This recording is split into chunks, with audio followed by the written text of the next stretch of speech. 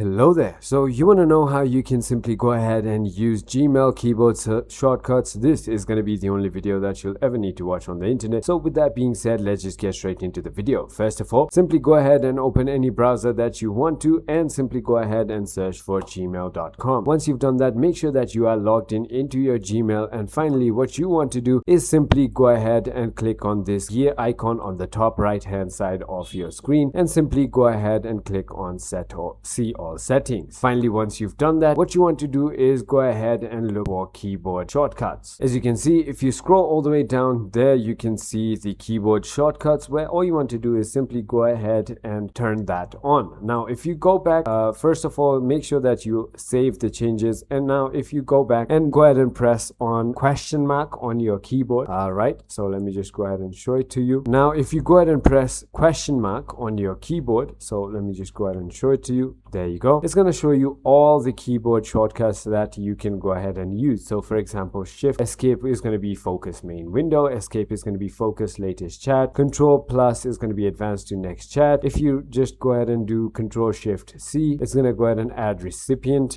If you go ahead and do control shift B, it's going to do BCC recipient, and many more. You can just go ahead and play around with all of these and you will get pretty familiar. So if you thought this video was helpful to you, then definitely hit that like button, and I'll see you on the next one.